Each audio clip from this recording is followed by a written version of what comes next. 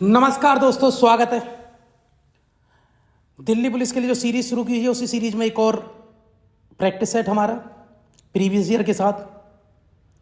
ठीक है, दिल्ली पुलिस के प्रीवियस ईयर हम करवा रहे हैं 100% सॉल्यूशन के साथ। ये हमारा तीसरा प्रैक्टिस सेट है। इससे पहले भी दिल्ली पुलिस के प्रीवियस ईयर की बहुत सारी वीडियो हमारे चैनल पे पड़ी हुई है।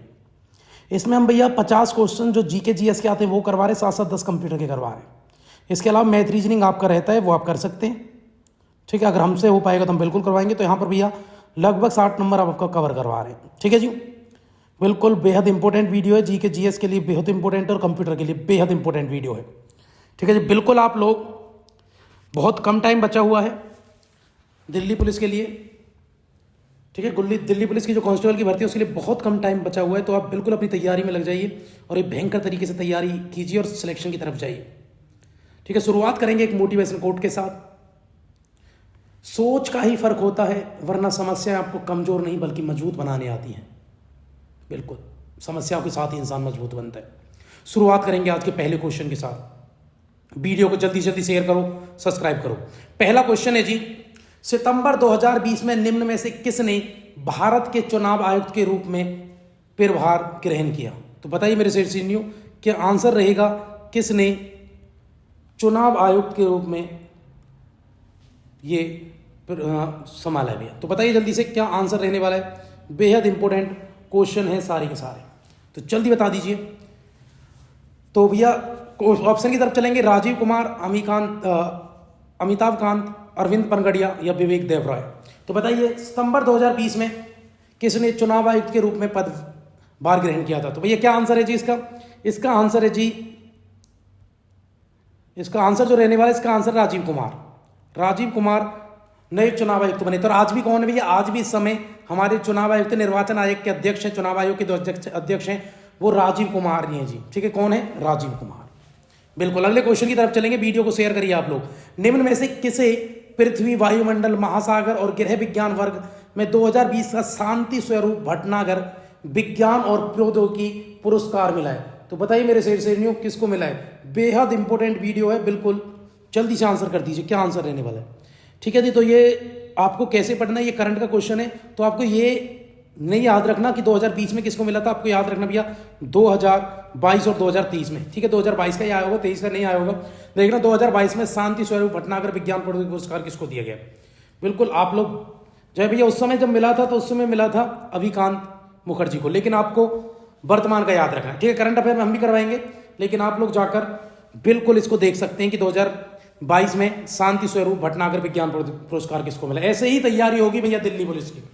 ठीक है, कुछ भी पढ़ लेंगे तो फिर सिलेक्शन से आप दूर रह जाएंगे।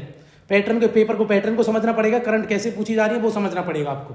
अगले क्वेश्चन, तभी मैं प्रीवियस ईयर की करंट लेके चल रहा हूं, तब आपको एक आइडिया रहे ताकि कि कैसे क्वेश्चन आते हैं और क्या आप पढ़ रहे हैं। अगला क्वेश्चन की तरफ चलेंगे भैया। करंट अफेयर की हमारी वीडियो आई बिल्कुल बहुत जल्दी। जीका वायरस रोग मुख्य रूप से रिक्तशतान द्वारा संक्रमित वायरस के कारण होता है। तो भैया बताइए इनमें से कौन सा जीका वायरस का, बताओ कौन सा इसमें जो जीका वायरस रोग है उसका वायरस है, जल्दी बताइए। रोडेंट है यानी कृंतकन है, कुत्ते हैं, एंडीज मच्छर है, यूरोनोटीनिया मच्छर है? तो बताइए क्या आंसर है इसका, जल्दी से आंसर कर दीजिए मेरे से। बहुत इंपॉर्टेंट क्वेश्चन है। तो भैया जीका वायरस जो होता है ना वो एंडीज मच्छर से होता है। किससे होता है मेरे से? एंडीज मच्छर से होता है जीका वायरस। बेहद इंपॉर्टेंट है जी, याद रखें आप लोग, बहुत इंपॉर्टेंट क्वेश्चन है जी।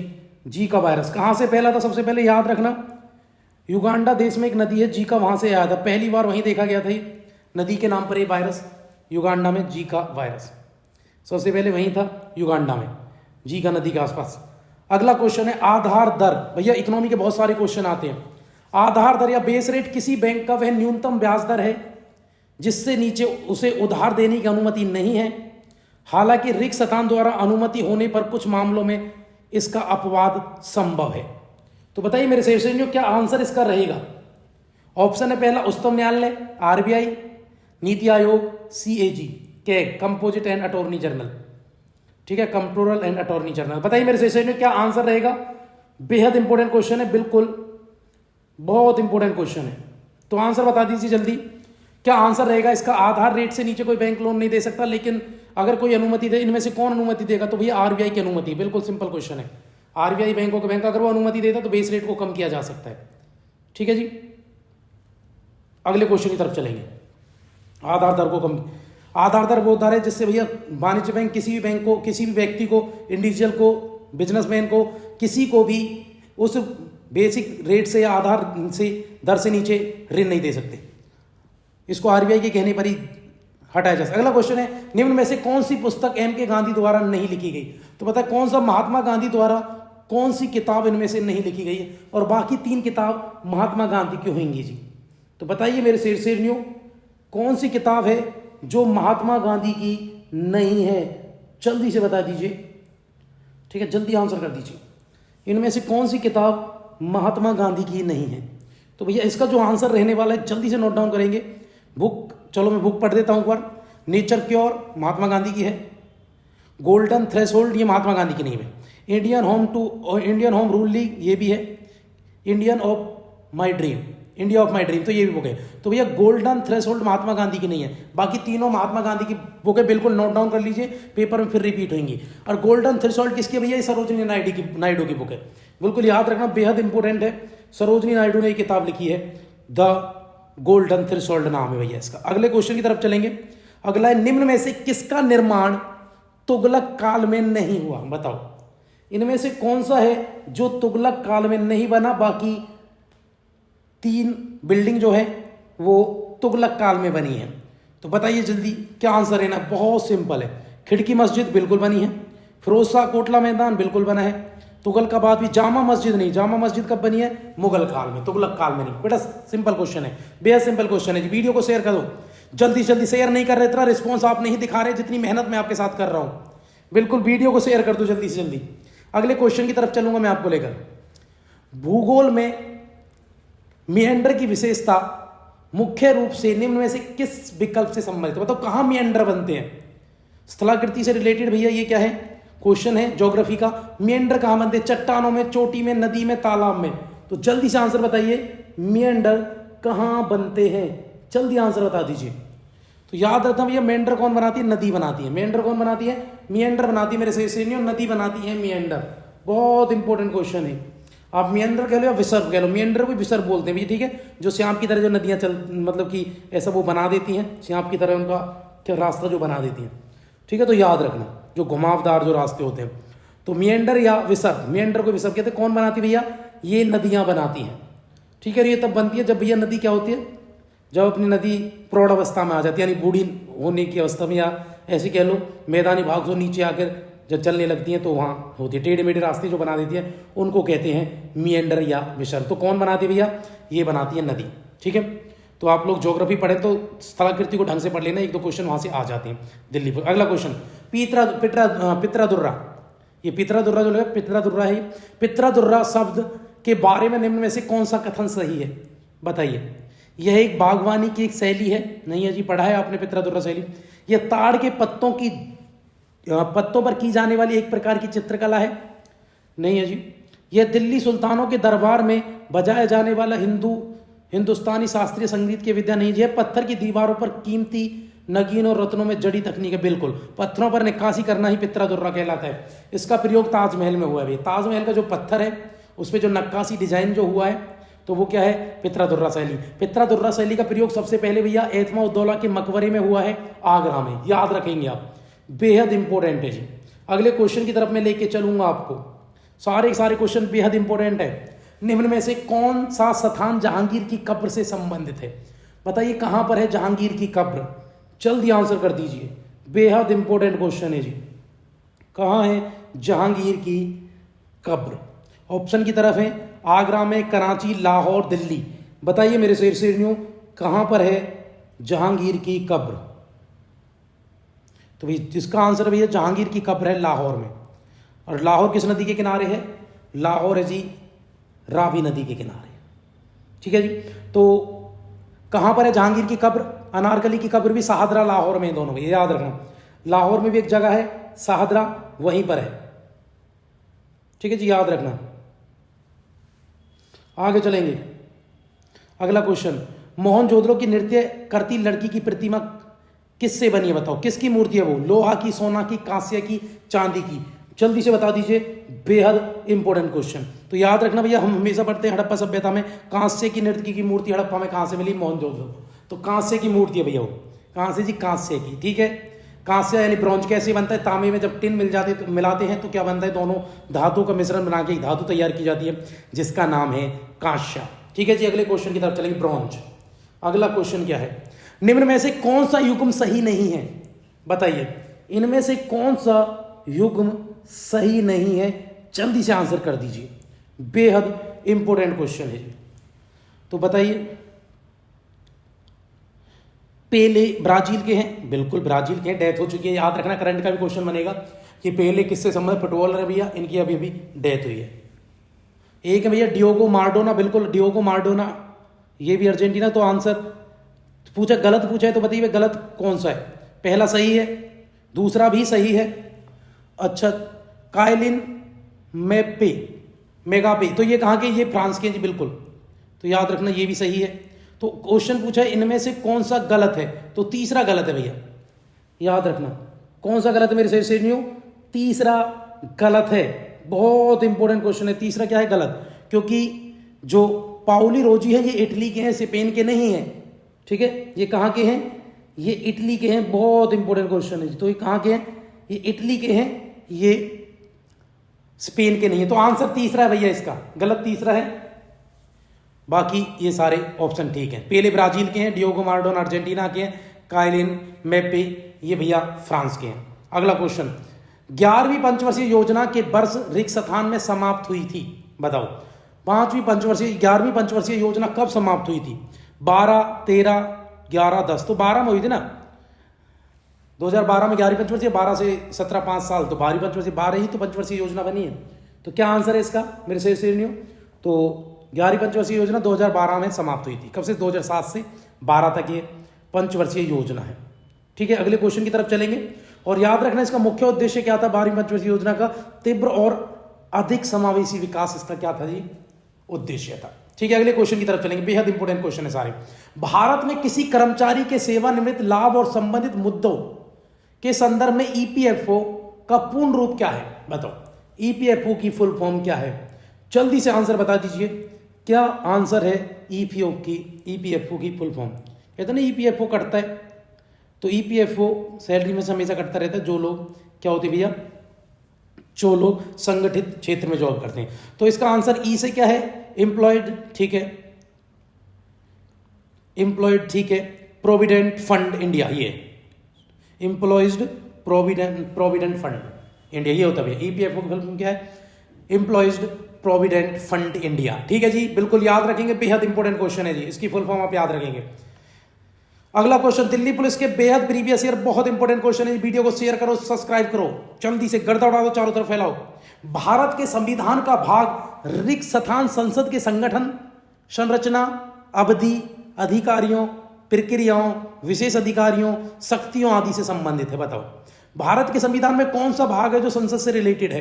तो जल्दी से बता दीजिए मेरे शेरनियों, क्या आंसर रहेगा केंद्रीय संसद या संसद से रिलेटेड कौन सा है, तो भाग 5 में है जी, ठीक है। संसद किस में है जी, भाग 5 में, मेरे शेरनियों याद रखेंगे, ठीक है। आप कह रहे हैं इसमें केंद्रीय सरकार या संसद का प्रावधान है जी, भाग 5 में। अगले क्वेश्चन की तरफ, अच्छा संविधान में कितने भाग हैं जी, 22 भाग हैं, और 5वें में संसद है। अगले क्वेश्चन की तरफ चलेंगे, बेहद इंपॉर्टेंट क्वेश्चन है, सारे के सारे इतने इंपॉर्टेंट क्वेश्चन है ना, बेहद इंपॉर्टेंट। बताइए निम्न में से कौन सा युग्म सम्मिलित है, चतुर्थ बोर्ड संगति राजगृह में हुई, भैया गलत है, चतुर्थ बोर्ड संगति कुंडलवन कश्मीर में हुई थी। दूसरी बौद्ध संगति विराटनगर में हुई, गलत है भैया, वैशाली में हुई थी। प्रथम बौद्ध संगति कश्मीर में हुई, नहीं जी राजगृह में हुई थी। तृतीय बौद्ध संगति पाटलिपुत्र में हुई, तो ये सही है।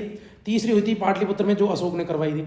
तो इसका आंसर क्या है जी, चौथा। भैया ऐसे क्वेश्चन आते हैं दिल्ली पुलिस में, देख लो आप लोग, बेहद इंपॉर्टेंट और ठीक ठाक लेवल, बढ़िया लेवल के क्वेश्चन है।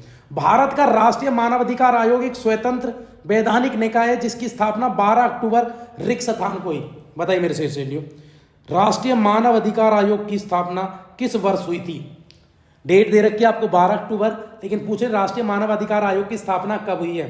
तो जल्दी से आंसर बता दीजिए, क्योंकि सारे के सारे क्वेश्चन इतने इंपॉर्टेंट हैं, बिल्कुल क्रीम क्वेश्चन है, तो जल्दी से आंसर कर दीजिए क्या आंसर रहेगा।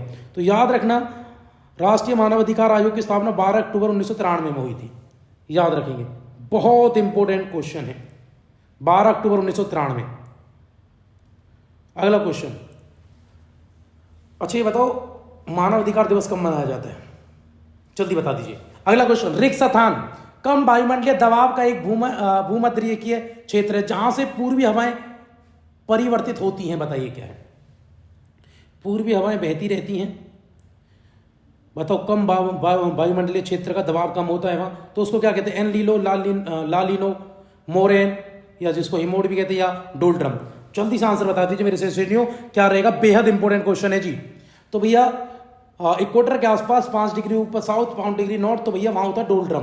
तो वहां पूर्वी हवाएं बहती रहती है एक तरफ से, और कम वायुमंडलीय दाब का क्षेत्र उसको कहते हैं डोल्ड्रम। ठीक है जी। अगले क्वेश्चन, 1984 ईस्वी में रिक्त स्थान नेतृत्व में बहुजन्य समाज पार्टी का गठन किया गया था। किसने बनाई थी 1984 में, किसके नेतृत्व में बनी थी, बहुजन्य समाज पार्टी। तो बताइए मेरे श्रेणियों, बेहद इंपॉर्टेंट क्वेश्चन है। बताओ बहुजन्य समाज, बहुजन होना चाहिए ना, बहुजन ही तो है, बहुजन समाज पार्टी, हाँ वही है। तो बहुजन समाज पार्टी जो है उसका गठन 1984 में तो किसने किया था, बताइए। बहुजन समाज पार्टी, ठीक है, ममता जी की पार्टी। लेकिन इस पार्टी की स्थापना किसने की थी, जल्दी से आंसर बता दीजिए। तो इसका आंसर भैया काशीराम जी ने। किसने की थी, बहुजन समाज पार्टी के संस्थापक कौन है, तो बिल्कुल बेहद इंपॉर्टेंट क्वेश्चन है जी। इसके संस्थापक हैं काशीराम जी। वीडियो को शेयर करो, सब्सक्राइब करो, जल्दी से जल्दी चारों तरफ फैला दो, ठीक है। अंबेडकर जयंती पर स्थापना की थी। अच्छा, अंबेडकर जयंती कब होती है, जल्दी बता दीजिए। 14 अप्रैल को, ठीक है, 14 अप्रैल को अंबेडकर जयंती 1984 में काशीराम जी ने बहुजन समाज पार्टी की स्थापना की थी, जिसका चिन्ह भी आती। अगला क्वेश्चन, चलो बताइए, अगला क्वेश्चन की तरफ चलेंगे। अगला क्वेश्चन बहुत इंपॉर्टेंट है। अगला क्वेश्चन की बात कर रहे हैं भैया, बहुत इंपॉर्टेंट क्वेश्चन है। बताइए, इंटेंसिफाइड मिशन इंद्रधनुष 20 भारत सरकार द्वारा कम रिक्त स्थान वाले क्षेत्रों में कवरेज में सुविधा करने के लिए प्रारंभ किया गया। बताओ किससे रिलेटेड है इंटरसिफाइड मिशन इंद्रधनुष, बताइए। इंटरसिफाइड इंद्रधनुष, मिशन इंद्रधनुष किससे संबंधित है, जल्दी बताइए मेरे से श्रेणियों, बेहद इंपॉर्टेंट क्वेश्चन है, बताइए।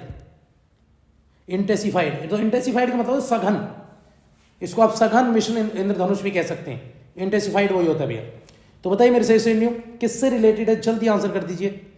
किससे भैया, टीका लगाया जाता है, प्रतिरक्षण किया जाता है। किसके लिए, टीकाकरण के लिए। 8 बीमारियों के लिए प्रतिरक्षण के लिए टीका लगाया जाता है, 8 बीमारियों के लिए, बीमारियों के रोकथाम के लिए। अच्छा, बीमारी कौन कौन सी है मैं एक लाइन में आपको बता देता हूं। उसमें भैया टीबी है, खसरा है, हेपेटाइटिस बी है, टिटनेस है, काली खांसी है, पोलियो है, डिप्थीरिया है, मेनिंजाइटिस है। तो ये है भैया। अगले क्वेश्चन की तरफ चलेंगे। अगस्त 2020 तक प्राप्त जानकारी के अनुसार भारत के केंद्र शासित प्रदेशों के प्रशासन के संदर्भ में निम्न में से कौन सा युग्म सही है, बताइए। यूटी के बारे में पूछा है, तो बताइए क्या आंसर रहने वाला है। दिल्ली एनसीटी प्रफुल्ल पटेल, अंडमान निकोबार दिनेश शर्मा। तो बताइए मेरे श्रेणियों, क्या आंसर रहेगा। वीडियो को जल्दी से जल्दी शेयर करो।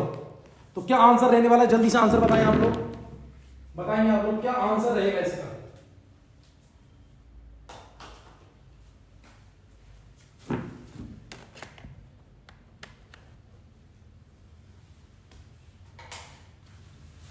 चलो भैया चलते हैं, बात करते हैं। तो बताइए, जल्दी बता दीजिए। 2020 का करंट का क्वेश्चन था उस समय कि भैया कौन से उससे यूटी में कौन क्या प्रशासन, मतलब किसके हाथ में इनका राज्यपाल है। तो भैया अब करंट क्या आप देख लेना, करंट में अगर कोई चेंज हुआ तो वो देख लेना क्या है। ये करंट का क्वेश्चन, अगले क्वेश्चन की तरफ चलेंगे। सोमदेव को भारतीय रिक्त स्थान के प्राथमिक सूत्रों में से एक माना जाता है। क्या माना जाता है सोमदेव को, कपड़ा, अभिकल्प, सिक्का निर्माण, औषधि, संगीत और कला। क्या है सोमदेव, जल्दी बताइए। क्या माना जाता है भारतीय उसमें सोमदेव को, जल्दी से बताइए। बहुत इंपॉर्टेंट क्वेश्चन है मेरे सेठियों, क्या आंसर रहने वाला है, जल्दी बताइए। ठीक है,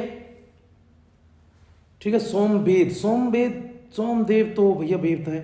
तो इसका जो आंसर, इसको थोड़ा करना भैया, जहां ये ये साम वेद होना चाहिए। क्या होना चाहिए, ये साम वेद होना चाहिए। क्या है, सामवेद। तो ये सामवेद है। सामवेद को भारतीय रिक्त स्थान के प्राथमिक सूत्रों में से क्या माना जाता है। सोमदेव तो नहीं होना चाहिए, सोमदेव तो भैया सोमरस जो है उसके देवता सोमदेव माने जाते हैं। तो क्या आंसर है, कपड़ा है, अभिकरण, सिक्का है, निर्माण। जल्दी बताइए मेरे से क्या आंसर रहेगा। तो जो सामवेद है उसको क्या कहते हैं, संगीत का जनक, संगीत और कला है सामवेद। तो याद रखना सामवेद आंसर है इसका, ठीक है मेरे से सामवेद है। सामवेद का भारतीय ऋक शतान प्राथमिक सूत्रों में से एक माना जाता है, संगीत और कला माना जाता है किसको, सामवेद को। संगीत का जनक कौन सा वेद है, सामवेद, वही है भैया। अगले क्वेश्चन की तरफ चलेंगे। एक फोटोवोल्टिक सेल में निम्न में से किस प्रकार की ऊर्जा विद्युत ऊर्जा में परिवर्तित होती है, बताइए। फोटोवोल्टिक सेल में किस प्रकार की ऊर्जा होती है जो विद्युत ऊर्जा में कन्वर्ट होती है। प्रकाश ऊर्जा होती है, चुंबकीय ऊर्जा होती है, रासायनिक ऊर्जा होती है, ध्वनि ऊर्जा होती है। तो भैया बताइए फोटोवोल्टिक सेल में कौन सी ऊर्जा का प्रयोग होता है जो किसमें कन्वर्ट होती है, जो ऊर्जा किसमें, विद्युत ऊर्जा में कन्वर्ट होती है। जल्दी से बताइए मेरे से क्या आंसर रहेगा। तो याद रखना भैया फोटोवोल्टिक सेल में लाइट होती है यानी प्रकाश होती है, ठीक है। प्रकाश ऊर्जा को किसमें, विद्युत ऊर्जा में कन्वर्ट करता है। अगले क्वेश्चन की तरफ चलेंगे। किसी भी अंतरराष्ट्रीय फुटबॉल मैच में अतिरिक्त समय के लिए कुल विनियमन समय अवधि, रेगुलेशन टाइम कितने मिनट का होता है, बताइए। कितने टाइम का रेगुलेशन होता है, टाइम होता है अंतरराष्ट्रीय फुटबॉल मैच में, बताइए कितने समय का रेगुलेशन टाइम होता है, बताइए। 100 मिनट, 120 मिनट, 90 मिनट, 50 मिनट, बताइए मेरे से तो इसका जो आंसर भैया 90 मिनट का रेगुलेशन टाइम होता है, ठीक है। अंतरराष्ट्रीय फुटबॉल मैच होता है कितनी अवधि के होता है भैया, फुटबॉल मैच 90 मिनट का होता है, ठीक है। तो याद रखना बहुत इंपॉर्टेंट है, ठीक है। और तब भी नतीजे नहीं आते, 30 मिनट अतिरिक्त भी खेला जा सकता है। अगले क्वेश्चन की तरफ चलेंगे। वास्तुकला की सरकी शैली किस आधुनिक राज्य से संबंधित है, बताइए। सरकी शैली किस आधुनिक राज्य से है, पंजाब, हिमाचल प्रदेश, तेलंगाना, उत्तर प्रदेश। तो आंसर तो भैया उत्तर प्रदेश है इसका। सरकी शैली किससे संबंधित है जी, उत्तर प्रदेश से। और ये दिल्ली सल्तनत के समय विकसित हुई थी, ठीक है। जब 1394 से लेकर 1479 के बीच जो दिल्ली सल्तनत का समय था, तो जौनपुर में ये विकसित हुई, उसी को कहते हैं भैया सरकी शैली। ये एक प्रकार की इस्लामिक कला शैली है भैया, याद रखेंगे आप लोग, ठीक है। और यहाँ क्या है, जो जौनपुर का रीजन है, यहाँ भैया जौनपुर को सिराज हिंद भी कहते हैं, याद रखना। और यहीं पर ये वास्तुकला की एक अलग तरह के मुस्लिम शैली के, तो सल्तनत काल के जो स्ट्रक्चर बने वही कहलाते हैं सरकी शैली। अगले क्वेश्चन की तरफ चलेंगे। क्वेश्चन भैया बेहद इंपॉर्टेंट है, और मैंने करंट के क्वेश्चन भी इसलिए लिए हैं कि आपको पता रहे कैसे क्वेश्चन आ रहे हैं। कुछ क्वेश्चन तो मैं आपको बता देता हूँ जो है करंट के, आप लोग बाकी बिल्कुल इसी तरीके से आप लोग क्या करते हैं, तो अपनी तैयारी को आगे बढ़ाएंगे। बिल्कुल भी आप, बहुत कम टाइम है तो बिल्कुल आप रिस्क नहीं ले सकते, बिल्कुल तैयारी की तरफ बढ़ेंगे। क्वेश्चन है, रिक स्थान के बजट भाषण में 500 करोड़ रुपए के व्यक्त वाली ऑपरेशन ग्रीन्स की घोषणा की गई थी, जो टमाटर, प्याज और आलू, टीओपी, टमाटो, ऑनियन और पोटैटो की फसलों की आपूर्ति को स्थिर करने और कीमतों में अस्थिरता के बिना पूरे देश में साल भर टीओपी फसलों की उपलब्धता सुनिश्चित करता है, बताइए।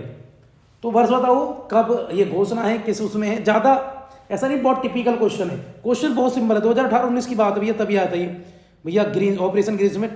बस ये था कि आलू, प्याज और टमाटर को बढ़ावा देना है, बस घुमा के थोड़ा बड़ा स्टेटमेंट करके लिखते हैं जिससे बच्चे घबराएं, लेकिन क्वेश्चन बहुत सिंपल होते हैं। तो याद रखना भैया कब घोषणा हुई थी इन बढ़ावा के लिए, टीओपी को बढ़ाने के लिए टोमेटो, ऑनियन और पोटैटो को 2018-19 में। अगले क्वेश्चन की तरफ चलेंगे। निम्न में से कौन सा पूर्वी घाट का पर्वतीय शिखर है, बताइए। इनमें से कौन सा पूर्वी घाट में है भैया। क्वेश्चन तो सारे बहुत इंपॉर्टेंट है, जल्दी बता दीजिए कहां मिलेगा आपको, कौन सा पूर्वी घाट में मिलेगा। देवीमाला है, डोडा बेटा है, देवमाली है, अन्नपूर्णा है। तो बताइए कहां, कौन है भैया, जल्दी बताइए। बेहद इंपॉर्टेंट क्वेश्चन है मेरे से न्यू। तो भैया जो है देवमाली है, देवमाली, देवमाली होता है। तो ये क्या है, ये पूर्वी घाट में, बाकी ये सब आपको पश्चिमी घाट में मिलेंगे। अन्नपूर्णा, डोडा बेटा, देवीमाला, देवमाली कहाँ मिलेगा, देवमाली पूर्वी घाट में है, ठीक है भैया। अगले क्वेश्चन की तरफ लेके चलूं, बेहद इंपॉर्टेंट क्वेश्चन है। आप चोटियां भी देखेंगे, कितनी चोटियां हैं, क्या है। वैसे ये चोटी जो है उड़ीसा में है, देवमाली, याद रखना आप लोग। अगले क्वेश्चन की तरफ लेके चलता हूं आपको। क्वेश्चन सारे के सारे बहुत इंपॉर्टेंट क्वेश्चन है। थुम्बा, ये हम किसकी बात कर रहे हैं, Thumba equatorial rocket launching station. Thumba equatorial rocket launching station रिक्त स्थान पर स्थित है, बताइए कहां पर है। जो हमारा थुम्बा रॉकेट है वो कहां पर है, थुम्बा, श्रीहरिकोटा, सोमनाथ, चांदीपुर, तिरुवनंतपुरम। तो बताइए मेरे से कहां पर है थुम्बा इक्वेटोरियम रॉकेट लॉन्चिंग स्टेशन हमारा। तो बताइए कहां पर है, तिरुवनंतपुरम केरल में थुम्बा, तिरुवनंतपुरम केरल। तो याद रखेंगे इसका आंसर क्या है, तिरुवनंतपुरम, ठीक है। यहाँ क्या होता है, यहाँ चुंबकीय जो भूमध्य रेखा है उसके पास ये जो होता है, क्या बोलते हैं इसको, गुरुत्वाकर्षण बल कम होता है, तो इसलिए यहाँ से इनको लॉन्च करने में रॉकेट वगैरह जो लॉन्च होते हैं यहाँ से, तो उसको लॉन्च करने में आसानी होती है क्योंकि भूमध्य रेखा के आसपास जितना भूमध्य रेखा की तरफ बढ़ेंगे ग्रेविटेशनल फोर्स कम होता चला जाता है। ठीक है, मेरे से अगले क्वेश्चन की तरफ चलते हैं। भारतीय संगीत के संदर्भ में निम्न में से कौन सा एक राग नहीं है? बताइए, इनमें से कौन सा एक राग नहीं है? बाकी 3 राग हैं, एक राग नहीं होगा, तो बताइए मेरे से कौन सा राग नहीं है? जल्दी आंसर बता दीजिए। भैरवी राग होता है, पूर्वी राग होता है, श्रृंगार रस होता है। श्रृंगार राग नहीं होता, श्रृंगार रस होता है। जो 9 रस है उनमें से एक श्रृंगार है, तो श्रृंगार भैया रस होता है, श्रृंगार राग नहीं है। हिंडोल भी राग है, लेकिन श्रृंगार क्या है? श्रृंगार मेरे शेरनियों, श्रृंगार एक प्रकार का रस होता है। ठीक है जी, तो श्रृंगार क्या होता है? श्रृंगार एक प्रकार का रस है, ना कि श्रृंगार क्या है? श्रृंगार, चलो कहाँ थे? अरे चलो कर दे, हम पहुंच गए हैं कहाँ पर? पंचवर्षीय ये, ठीक है। पूर्वी घाट, श्रृंगार क्या है? श्रृंगार, तो इसका आंसर भैया ऊपर वाले का क्या था? तिरुवनंतपुरम, और इसका जो आंसर है वो है जी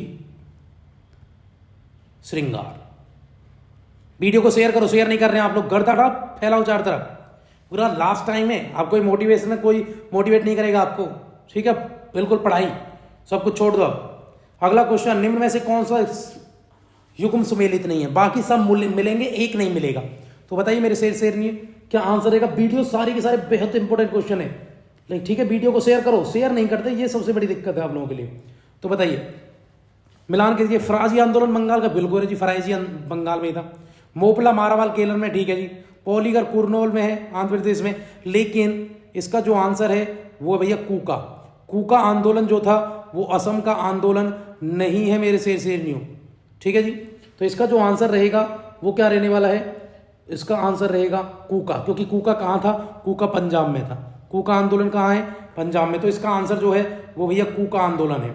बाकी सब मिल रहे हैं, फराजी बंगाल का है, मोपला मारावाल केरल का है मालाबार में, और पोलीगर कुर्नूल का है। ठीक है, जो नहीं मिल रहा है वो कौन सा है मेरे शेरनियों? उसका आंसर रहेगा पंजाब का है क्या?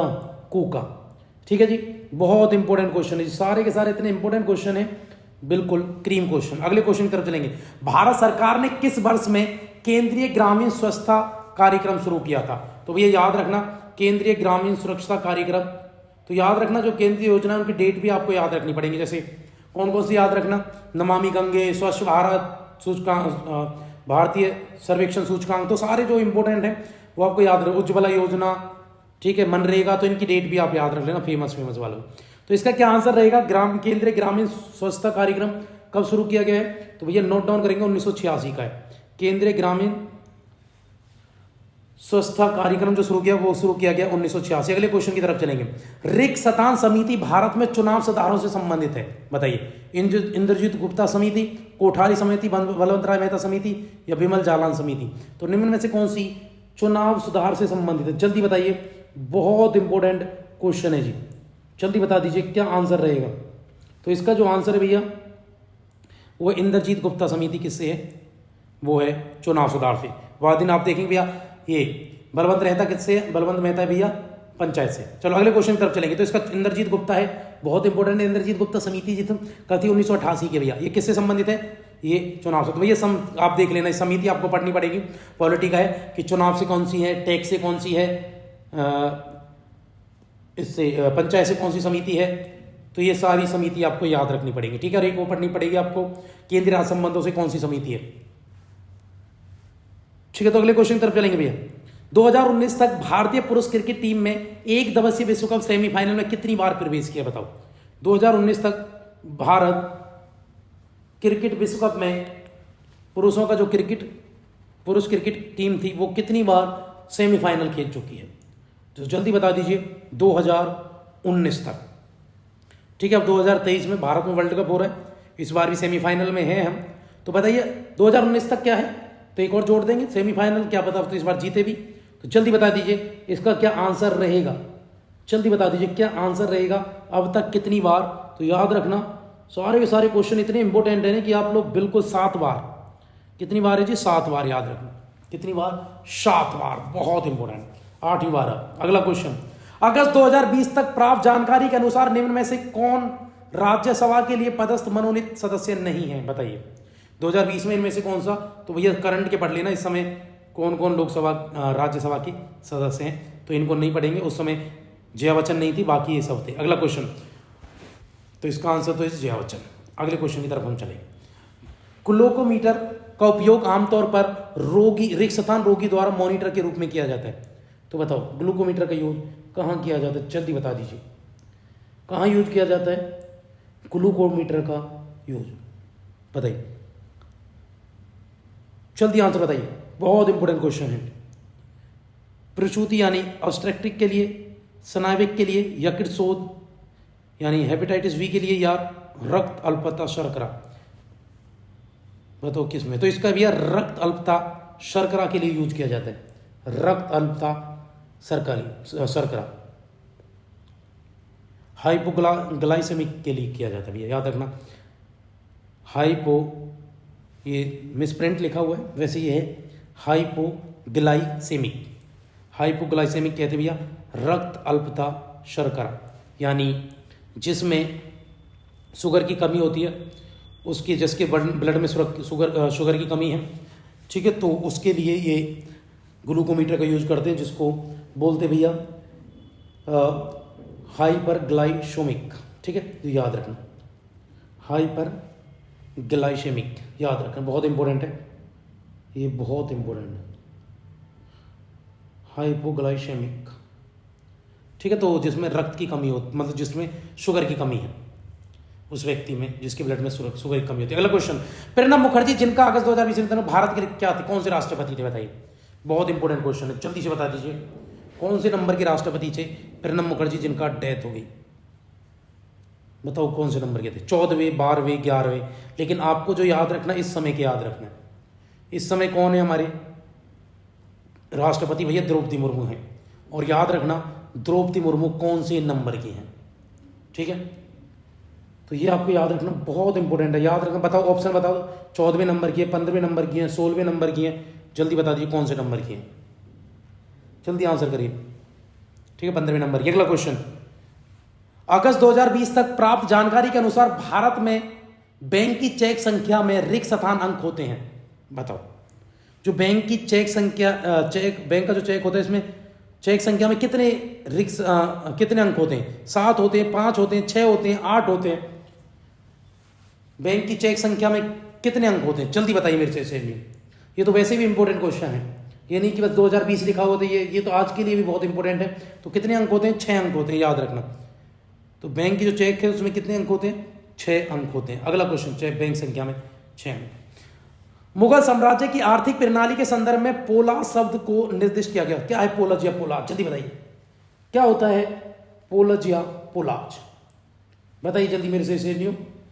पोलाज किसको कहते हैं? नगद भूमि को, सालाना ज्येष्ठ योग, खेती योग, खेती योग, सालाना खेती योग भूमि को, अकबर द्वारा जारी किए गए एक प्रकार का सिक्का है, या एक तरह का कर है? तो भैया सालाना खेती योग्य भूमि आंसर है। ये ज्येष्ठी नहीं है भैया, ये आंसर है खेती। मैं भी नहीं लिख पा रहा हूँ पर लेकिन आप लोग नोट डाउन कर लेना, सालाना खेती योग्य भूमि। तो क्या आंसर है? सालाना खेती योग्य भूमि। तो ज्येष्ठी नहीं है मेरे से न्यू, आंसर क्या है? आंसर है इसका खेती। तो खेती योग्य भूमि है, ना कि ये मिस पॉइंट, तो मिस प्रिंट है, टाइपिंग मिस्टेक है।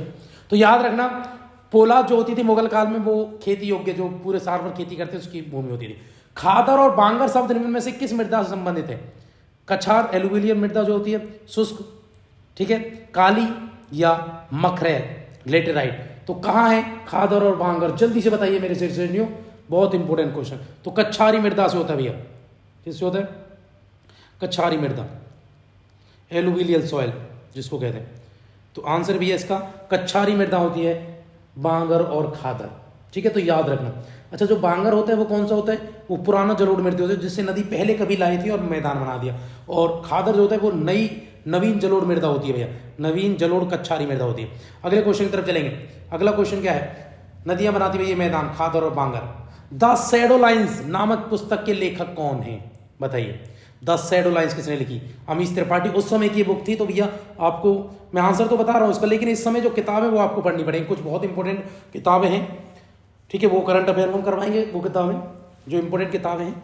तो बताइए, द शैडो लाइन्स भी इंपॉर्टेंट है, ये फिर भी रिपीट हो सकती है, कि ऐसा नहीं है कि ये अब नहीं आएगी, ये इंपॉर्टेंट किताब है तो बिल्कुल आ सकती है। बताइए किसने लिखी है? तो याद रखना अमिताभ घोष ने लिखी है। द शैडो लाइन्स किसकी किताब है? अमिताभ घोष की किताब है, ठीक है। तो 1988 में आई थी, तो करंट की वो स्टैटिक का क्वेश्चन है। तो 1988 में लिखी थी ना इन्होंने अमिताभ। ऐतिहासिक सीढ़ीदार कुआं, इसे बावली, अग्रसेन की बावली कहा जाता है, कहाँ है बताओ? अग्रसेन की बावली चेन्नई में, दिल्ली में, कोलकाता में, चंडीगढ़ में। बताइए मेरे शेर ये कहाँ पर है अग्रसेन की बावली? तो अग्रसेन की बावली आपको नई दिल्ली में मिलेगी। तो ऑप्शन में दिल्ली, तो दिल्ली आंसर है ना, तो दिल्ली आंसर भैया। अग्रसेन की बावली कहाँ मेरे शेर न्यू? एक सीधी नुमा कुआं होता है बावली, और कुछ नहीं है। अगला क्वेश्चन है, 1951 में शुरू किया गया व्यास सम्मान खालिस्तान में उत्कृष्ट साहित्य कार्य के लिए। तो व्यास सम्मान 1951 किसके लिए जाता है? हिंदी, कोंकणी, संस्कृति, राजस्थानी। और ये भी याद रखना, इस साल 2022-23 में दोनों टाइम किसको व्यास सम्मान मिला है? तो बताइए मेरे से 23 का तो नहीं मिला होगा, मिल गया होगा, अब तो बहुत अक्टूबर चल रहा है, मिल गया होगा। तो याद रखना 22-23 में किसको मिला याद रखेंगे, लेकिन किस क्षेत्र में दिया जाता है, किस भाषा में दिया जाता है वो समझिए, कौन सा साहित्य है, हिंदी, कोंकणी, संस्कृति या राजस्थानी। तो जल्दी आंसर बताइए मेरे से, क्योंकि क्वेश्चन बहुत इंपॉर्टेंट है, क्रीम क्वेश्चन है सारे के सारे, और सिलेक्शन वाले क्वेश्चन है मेरे से। तो इसका जो आंसर है आप जानते हैं, हिंदी में दिया जाता है व्यास सम्मान, ठीक है जी। 1991 से दिया जाता है। निम्न में से कौन सा युग्म सही नहीं है, बता दीजिए जल्दी, कौन सा युग्म सही नहीं है? भीमबेटका है भैया, भीमबेटका नहीं है, भीमबेटका है। हम्पी कर्नाटक में, फतेहपुर उत्तर प्रदेश, कोणार्क उड़ीसा में। तो भीमबेटका इसमें गलत है, क्योंकि भीमबेटका जो है, भीमबेटका मध्य प्रदेश में भैया, ना कि छत्तीसगढ़ में है। कहां पर है? मध्य प्रदेश में भीमबेटका। अगले क्वेश्चन की तरफ चलेंगे। नेक्स्ट क्वेश्चन, भीमबेटका कहां है? मध्य प्रदेश। अगला क्वेश्चन, निम्न में से कौन सी घटना, और किस काल की भीमबेटका? पूरा आसान काल की है। निम्न में से कौन सी घटना 1905 के स्वदेशी आंदोलन का महत्वपूर्ण वजह थी? बताइए कौन सी घटना 1905 के आंदोलन की महत्वपूर्ण वजह थी? बंगाल विभाजन थी, मुस्लिम लीग के लिए हुआ था, भारतीय राष्ट्रीय कांग्रेस के लिए हुआ था, रोलेट एक्ट के लिए था। तो भैया आंसर है बंगाल विभाजन के विरोध में। और मैंने जब ये ऑफलाइन क्लास में पढ़ाया तो मैंने बताया था, ये क्वेश्चन सबसे पहले 2017 में यूपीएससी में पूछा गया, उसके बाद हर एग्जाम में देखो दिल्ली पुलिस ने पूछा, दिल्ली पुलिस भी पूछ चुका है। क्वेश्चन याद रखेंगे, बेहद इंपॉर्टेंट क्वेश्चन है कि निम्न में से कौन सी घटना 1905 के स्वदेशी आंदोलन की महत्वपूर्ण वजह थी? तो भैया बंगाल विभाजन। बंगाल विभाजन के बाद उसी को लेकर जैसे घोषणा की उन्होंने 20 जुलाई 1905 को, तो 7 अगस्त 1905 को भारत में स्वदेशी या बंग आंदोलन भी कहते हैं, वो शुरू हो गया। अगले क्वेश्चन की तरफ चलेंगे। अच्छा, बंगाल विभाजन लागू कब हुआ था? 16 अक्टूबर 1905, ये भी याद रखेंगे। और ये भी याद रखेंगे कब रद्द हुआ? 12 दिसंबर 1911। तो 1911 में रद्द, 6 में विभाजन, बंगाल विभाजन, 11 में रद्द।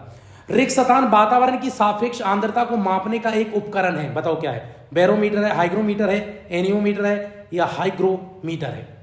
तो बताओ क्या है जिससे वातावरण की सापेक्ष आर्द्रता ह्यूमिडिटी मापी जाती है, रिलेटिव ह्यूमिडिटी?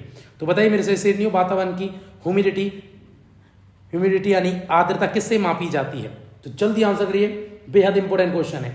तो आंसर भी हाइग्रोमीटर, हाइग्रोमीटर से मापी जाती है। अगले क्वेश्चन की तरफ चलेंगे।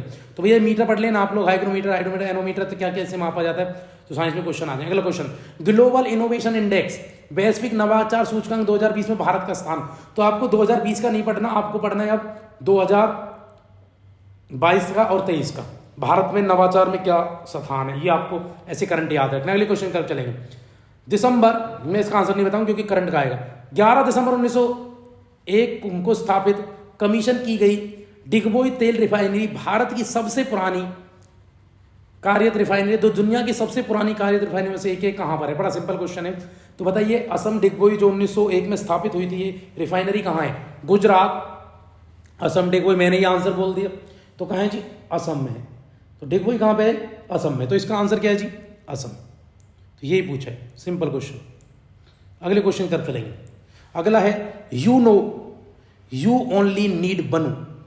तो बताओ यूनो जो है भैया, तो यूनो जो है ये ऐप है डिजिटल बैंकिंग प्लेटफॉर्म को बढ़ावा देने के लिए, किस बैंक के द्वारा ये शुरू किया गया? बहुत सिंपल, यूनो किसकी? यूनो एसबीआई की है भैया, बहुत मैसेज आते हैं।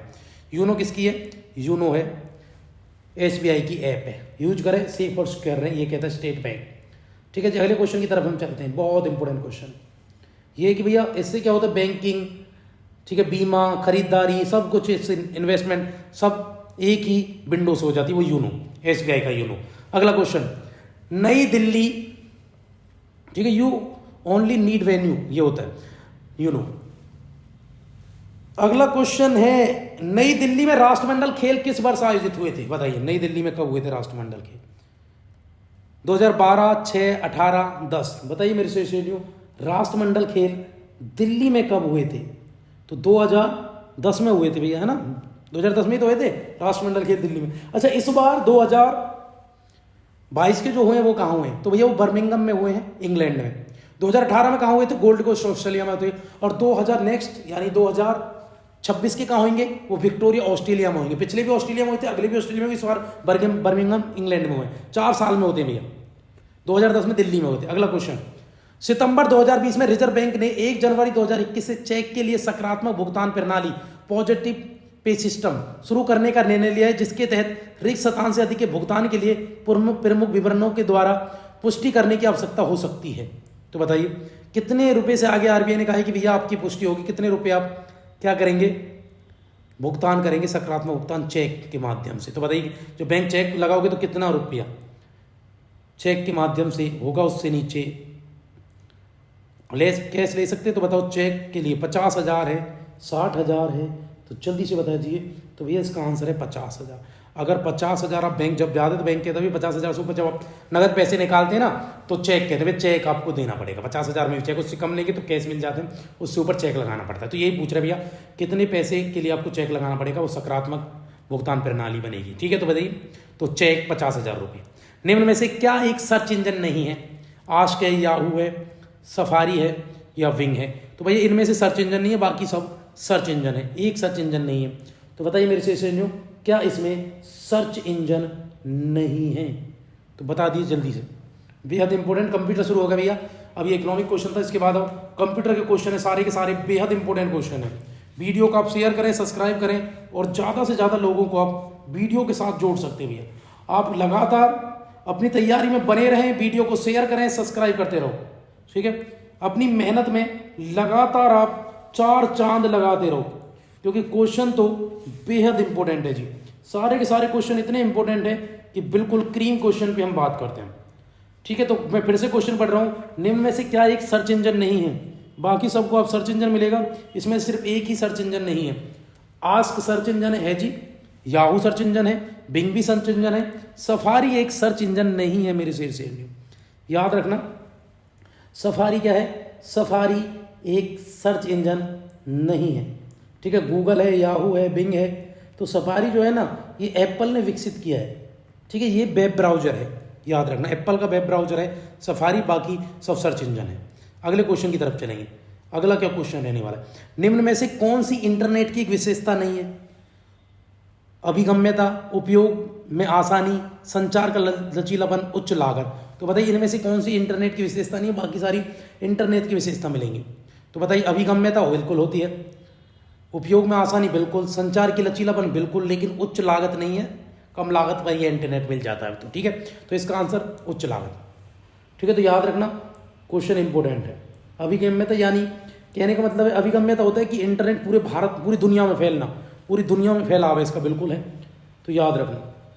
और दूसरा, जिससे उपयोग में आसानी, बिल्कुल आसानी होती है उपयोग में। ठीक है, और तीसरा, कम लागत से इंटरनेट विकसित है, कोई ऐसा नहीं है कि ज़्यादा। तो आंसर इसका 4 है, संचार में लचीलापन है, तो आंसर 4 नहीं है, कम लागत उच्च लागत। अगला क्वेश्चन है, MS एक्सेल में निम्न में से कौन से एप्लीकेशन और स्प्रेडशीट दोनों का नाम दर्शाता है? बताइए, MS एक्सेल में कौन सा है एक एप्लीकेशन है जो स्प्रेडशीट दोनों का नाम दिखा, बताओ क्या है? तो बताइए मेरे सेशन में क्या आंसर रहेगा?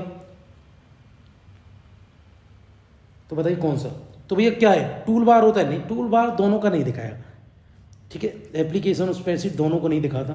Title bar, task bar, menu bar, तो भैया टाइटल बार में होते हैं दोनों, तो ऑप्शन नंबर बी है दूसरा, टाइटल बार। टाइटल बार में दोनों होते हैं, एप्लीकेशन और स्प्रेडशीट दोनों का नाम एक साथ प्रदर्शित करता है। ठीक है भैया, और मेन्यू बार जो उसमें तो सारे मेन्यू उपस्थित होते हैं, तो इसमें दो होते हैं, मेन्यू बार की बातें सारे होते हैं आपके मेन्यू बार में, तो मेन्यू बार में सारे होते हैं। एमएस वर्ड में निम्न में से क्या एक करेक्टर फॉर्मेटिंग नहीं विकल्प नहीं है? बताइए इनमें से कौन सा एक करेक्टर फॉर्मेटिंग का विकल्प नहीं है? फॉन्ट नहीं है, साइज नहीं है, फॉन्ट स्टाइल नहीं है, अलाइनमेंट नहीं है। तो बताइए क्या नहीं है करेक्टर फॉर्मेटिंग का एक विकल्प? तो एमएस वर्ड, एमएस एक्सेल अच्छे से पढ़ के जाना मेरे से। तो फॉन्ट होता है बिल्कुल करेक्शन फॉर्मेटिंग का होता है, साइज भी होता है, फॉन्ट स्टाइल भी होता है, अलाइनमेंट नहीं होता, संरेखन थोड़ी होता है ना, नहीं होता भैया। तो इसका आंसर यही है। तो भैया याद रखेंगे, तो इसका जो आंसर है वो क्या है मेरे से न्यू, तो यही नहीं होता भैया, और बाकी सारे होते हैं। अगले क्वेश्चन की तरफ चलेंगे। एमएस वर्ड 2007 में आमतौर पर निम्न में से किस मेन्यू टैब के तहत पेज सेटअप का विकल्प उपलब्ध होता है? तो बताइए मेरे से न्यू किसके हम मेन्यू टैब में तहत पेज सेटअप का विकल्प होता है? इंसर्ट में होता है, होम में होता है, या पेज लेआउट में होता है, रिव्यू में होता है? बताइए मेरे से किस में होता है कि भैया मेन्यू टैब के तहत पेज सेटअप का विकल्प होता है? तो पेज सेटअप का विकल्प किस में होता है? जल्दी बताइए मेरे से सारे के सारे क्वेश्चन बहुत। तो पेज लेआउट में, आप पेज लेआउट करेंगे, लेआउट करेंगे तो भैया क्या होता है उसमें? तो उसमें पेज सेटअप का ऑप्शन होता है, तो पेज लेआउट होता है भैया। अगले क्वेश्चन की तरफ चलेंगे। इसका आंसर है पेज लेआउट, ठीक है। तो एमएस वर्ड में पेज लेआउट विकल्प होता है, जिससे क्या होता है कि मेन्यू में उपलब्ध होता है। ये कहाँ? मेन्यू बार में मिल जाएगा आपको। और उसके बाद क्या होगा कि पेज जो साइज है ना, वो ऊपर नीचे आप किसी भी प्रकार से आपको कर सकते हैं, आप सेटअप का विकल्प मिल जाता है। अगला क्वेश्चन, एमएस वर्ड में टेबल में कॉलम की चौड़ाई बदलने के लिए निम्न में से किसका उपयोग किया जाता है? बताइए। एमएस वर्ड में जो टेबल होता है, इसमें कॉलम की चौड़ाई को बदलने के लिए किसका उपयोग करेंगे आप? टेबल प्रॉपर्टीज का, डिफाइन का, इंसर्ट का, ट्रांसलेट का? बताइए किसका उपयोग होता है? जल्दी बताइए मेरे से। तो किसका होता है? तो भैया टेबल प्रॉपर्टीज का होता है, ठीक है। तो किसका होता है? टेबल प्रॉपर्टीज का उपयोग होता है अगर आपको कॉलम की चौड़ाई बदलने की, टेबल प्रॉपर्टीज। आंसर क्या है जी? पहला ही है टेबल प्रॉपर्टीज। याद रखेंगे, बेहद इंपॉर्टेंट क्वेश्चन है। वीडियो को शेयर करो, सब्सक्राइब करो, ठीक है। चौड़ाई बदलने के लिए आप टेबल प्रॉपर्टीज का उपयोग करेंगे। अगले क्वेश्चन की तरफ चलें। अगला क्वेश्चन है, ईमेल हेडर में पाई जाने वाली फील्ड सीसी का पूर्ण रूप निम्न में से क्या है? बताओ। डबल सी का जो है सीसी का पूर्ण रूप क्या है जो ईमेल हेडर में पाई जाती है? तो सीसी का क्या मतलब होता है? Character copy, control copy, continuous copy, carbon copy? तो बताइए, तो ईमेल हेडर में पाई जाने वाली जो ये फील्ड है सीसी, उसका पूर्ण रूप क्या है? जल्दी से बता दीजिए मेरे से। सीसी का पूर्ण रूप क्या होता है? तो सीसी भैया कार्बन कॉपी होनी चाहिए ना ईमेल में, तो कार्बन कॉपी होते हैं। क्या होती है जी? Carbon copy. इसका आंसर क्या है? ईमेल में, ईमेल हेडर में सीसी क्या होती है? कार्बन कॉपी होती है। अगला क्वेश्चन, एमएस एक्सेल में सेल एडिटिंग के संदर्भ में निम्नलिखित कौन सा कथन सही है? तो बताइए मेरे से सेल एडिटिंग जब हम करते हैं, अगले सेल को उसमें ऐड करते हैं एमएस एक्सेल में, तो कौन सा कथन असत्य है? बाकी सारे सत्य हैं, बस एक ही क्या होगा? एक ही गड़बड़ होगा। तो बताइए, सेल सिलेक्शन करते फॉर्मूला बार क्लिक करें और कंटेंट को एडिट करें। बिल्कुल ठीक है जी। पहले ये करना पड़ेगा, सबसे पहले आपको सेल सिलेक्ट करना पड़ेगा और कंटेंट ऐड करना पड़ेगा। जहां कंटेंट स्थित है उस सेल पर डबल क्लिक करके सेल एडिट का बिल्कुल डबल क्लिक करना पड़ेगा। सेल सिलेक्ट करें और सेल के कंटेंट को एडिट करने के लिए कीबोर्ड पर F2 फंक्शन की दबाएं। बिल्कुल ठीक है, ये भी करना पड़ेगा, F2 फंक्शन की ही दबानी पड़ेगी, तभी बात बनेगी। बहुत इंपॉर्टेंट क्वेश्चन है जी, ठीक है। तो बताइए, कंटेंट को ऐड करने के लिए कौन सी कीवर्ड आपको दबानी पड़ेगी? तो बताइए भैया कौन सा आंसर है? जल्दी बताइए। तो सेल के चयन करें और सेल की सामग्री एडिट करने के लिए कीबोर्ड में कौन सा आप वो दबाएंगे? जल्दी बताइए। तो बताइए, तो इसका आंसर है, तो इसका आंसर भैया सिलेक्ट करें और सिलेक्ट के एडिटिंग के लिए कीबोर्ड पर ऐसे की शॉर्टकट, तो शॉर्टकट F2 दबाना पड़ेगा, F2। तो भैया इसका आंसर है शॉर्टकट की F2। तो ये गलत है, बाकी सारे सही हैं। अगला क्वेश्चन, एमएस एक्सेल में लेन फंक्शन में निम्न में से किस श्रेणी में आता है? Logistic, financial, math and trick या टेक्स है? तो भैया किस में आता है? एमएस एक्सेल में एलियन फंक्शन किस में आता है? जल्दी बताइए मेरे से न्यू किस में आता है? बेहद इंपॉर्टेंट क्वेश्चन है जी। तो इसका जो आंसर रहने वाला है वो टेक्सेट में आता है भैया, टेक्सेट में आता है। और किसी में लेन, जो लेन श्रेणी वो किस में आता है? टेक्सट में आता है। याद रखना बहुत इंपॉर्टेंट क्वेश्चन है भैया, सारे के सारे क्वेश्चन इतने इंपॉर्टेंट हैं। वीडियो को शेयर करो, सब्सक्राइब करो, चारों तरफ फैलाओ वीडियो। अगले क्वेश्चन की तरफ चलेंगे। अगला क्या है, एमएस वर्ड में पैराग्राफ में एक वाक्य को सिलेक्ट करने के लिए निम्न में से किस शॉर्टकट का उपयोग किया जाता है, बताइए। एमएस वर्ड में पैराग्राफ में एक वाक्य को सिलेक्ट करने के लिए कौन सी शॉर्टकट की आप दबाएंगे। वाक्य को सिलेक्ट करने में उस पर अल्ट प्लस में क्लिक करेंगे, कंट्रोल प्लस में क्लिक करेंगे, या आप क्या करेंगे, सिलेक्ट करने के लिए उस पर ट्रिपल क्लिक करेंगे, या वाक्य सिलेक्ट करने के उस पर डबल क्लिक करेंगे। तो बताइए मेरे से न्यू क्या आंसर रहेगा। आप क्या करेंगे, आप कंट्रोल प्लस में क्लिक करेंगे। ठीक है, तो याद रखें कंट्रोल और क्लिक करेंगे तो आपका क्या हो जाएगा, ये कॉपी हो जाएगा मेरे से क्या हो जाएगा, कॉपी हो जाएगा।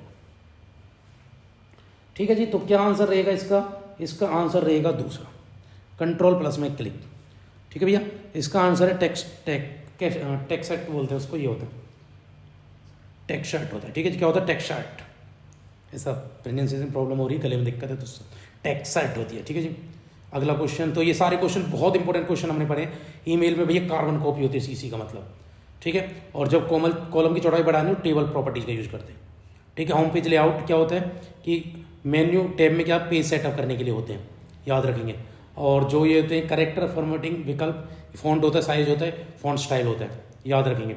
और यहाँ पर जो होता है टाइटल बार में आपको क्या मिले, एप्लीकेशन और स्प्रेडशीट दोनों साथ मिल जाएंगे। आप इंटरनेट की विशेषता उच्च लागत नहीं है, कम लागत है। ठीक है जी, निम्न में से कौन सा एक सर्च इंजन नहीं है, सफारी एप्लीकेशन है किसका, एप्पल का। बाकी आस्क है, याहू है, बिंग है, गूगल है, ये सारे सर्च इंजन है। ठीक है जी, तो बिल्कुल चेक के बिना 50,000 से ऊपर है, 50,000 उससे ऊपर रुपये नहीं मिलेंगे। ठीक है, वीडियो को शेयर करो, सब्सक्राइब करो और ज़्यादा से ज़्यादा लोगों को वीडियो के साथ जोड़ दो। ठीक है, हमारी प्रीवियस ईयर की वीडियो पड़ी है दिल्ली पुलिस की बहुत सारी, और ये वीडियो को भी देखें आप लोग, ज़्यादा से ज़्यादा लोगों को आप वीडियो के साथ जोड़ दें। ठीक है, प्रीवियस ईयर भी लगाएं, सारी तैयारी होगा। SSC GD दिल्ली पुलिस, बहुत कम टाइम है आप लोगों के पास, मात्र बहुत कम टाइम है, 10-15 दिन आपके, 10-15 भी नहीं है, 10-12 दिन ही आपके लिए बचे हुए हैं। आप इनको बिल्कुल 10-12 दिन को 25-30 दिन कैसे बनाएंगे, आप पे डिपेंड करता है कितनी मेहनत करेंगे आप लोग। वीडियो को चारों तरफ फैलाएंगे, हम आपके साथ हैं लगातार। आप हमारी सारी वीडियोस देखें और जिस हिसाब से हम बढ़ा रहे हैं उस हिसाब से आप करंट भी देखें भैया कैसे करंट पूछे जा रहे हैं। ठीक है, जय हिंद, जय भारत।